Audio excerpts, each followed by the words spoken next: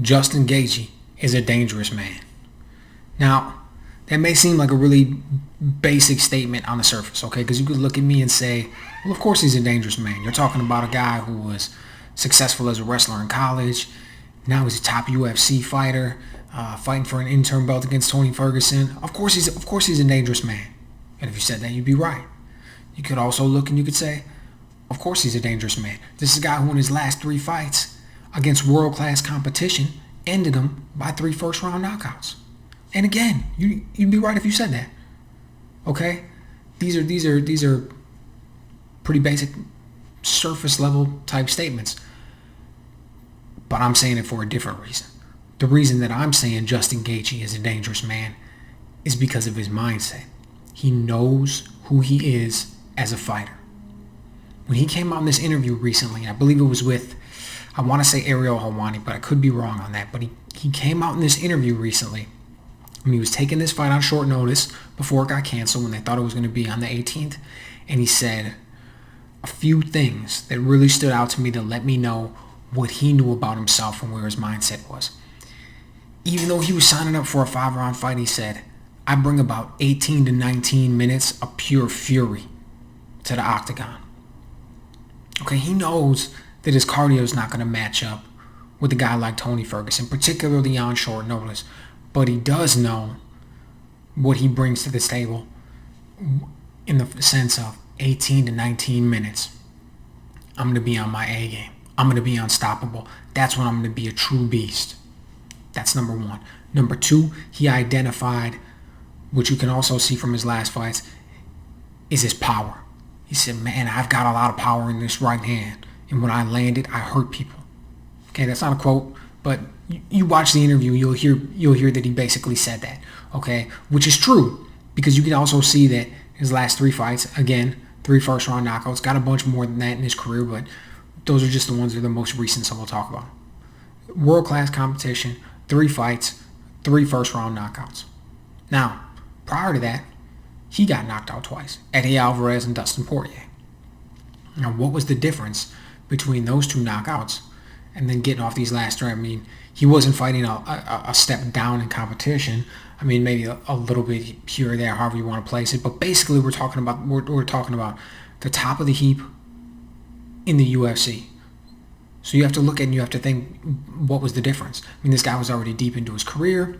It wasn't like you're going to make these massive changes, and there wasn't. But the difference was, in my opinion, looking back at those fights, again, he recognized who he was as a fighter. These last 3 fights, he came out and he was very purposeful, very methodical, and he was trying to land hard shots. He knows he's got that power. That right hand is special. Okay, he's got true one-punch knockout power with it, and he goes in there and he has been really trying to land it because he knows he's going to get an opening. He's got good footwork. He can get in, and I think he had to make that change, that recognition that there's no point in me going in there and landing a setup shot.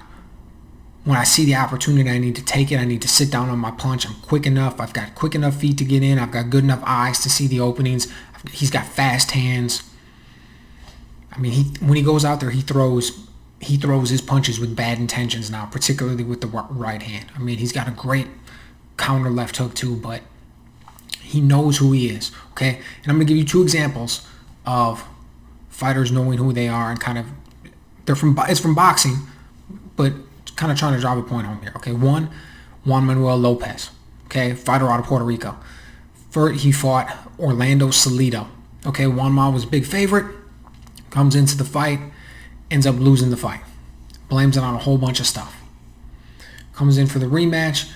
And, Salido was he was a journeyman at the time. And he just came in there and he just roughed him up and he just beat him up. So Juan Ma comes into the rematch. He's got 1,000,001 excuses about why he didn't make it diet, this, that, and everything else. I ate too much salt or something, if I remember correctly. And he fights a different game plan.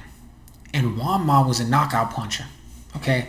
He was a southpaw and it was his right hook. He landed that right hook and he put guys to sleep. So he comes out and he comes out with this different style. I know, he figures obviously, hey, this isn't going to work. So he comes out and he starts boxing, moving around from the outside, dancing a little bit. there came this point in the fight, and Al Bernstein said it. He goes, Lopez is doing his best impersonation of a boxer. And it was a powerful moment because it was absolutely true. When you watched him, you could tell he was the faster guy, the more athletic guy, the more fluid guy.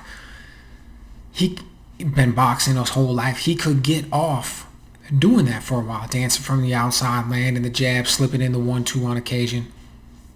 Eventually, Salido was able to walk him down. He got the W in that one too. He hurt him. He hurt Wama. Okay, but the point is that wasn't who he was. That wasn't his style. Okay, and he went in there and he fought a style that wasn't his. Didn't end up well. Second example, Canelo. Okay, when Canelo came up in the game, he was fighting a certain way. Then he started to get super popular. Remember, this happened when he was young. Canelo was like 21, 22. I think he fought Floyd Mayweather at 23 years old. But right before he fought Floyd, he started to get this just incredible. That was like the start of the superstar fame. Like when it was crossing over. Okay, and you saw it besides just boxing fans that he started to attract. He became, global in his recognition. He gets recognized by just one name, Canelo. Things like that. He starts to achieve this status and he's really young. And one of the things that I noticed was that he started to change the way he fought a little bit. He started to he wasn't cute, but it was in the sense that he changed. He stopped from really sitting down on his punches and really trying to land his punches. He started to try to fight. He started to try to implement the shoulder roll into his arsenal at that point, and he was keeping his hands held high a little bit less. It was subtle, but I could see it. And he came out and he actually implemented those things. They culminated in his fight against Mayweather. And it was a catastrophe. You could tell he was completely confused at times because he was athletic enough and he was powerful enough that he could get away with it against lesser guys. But he was falling into these bad habits and he was fighting a style that wasn't really him. Okay? And he was just, I don't know why, it was just getting into his head for some reason. Comes out against Mayweather, does it, gets embarrassed, loses. After that fight, he immediately went back to his old style. It was like that fight reminded him, I need to be who I am. I'm the best in the world when I'm me. And that's the point of it. For a fighter to be the best, for a fighter to be able to really excel, he's got to know who he is. He's got to play to his strengths. He's got to fight his fight. He's got to make everybody else bend to his will when he steps in there. And when you know that, when you really know who you are, when you own it, when you go out there, when you plan around it, when you fight that game plan, that makes you a dangerous man. Because you come in there and you know exactly what to do. That's Justin Gaethje right now. He knows exactly who he is. He told everybody, he doesn't just fight that way. We could see it the last 3 fights. Okay? But as if that wasn't enough, he came out in this last interview and he said it right before this fight. And now, because of the postponement, he's getting another 2 weeks to prepare for it. So like I said, Justin Gaethje is a dangerous man.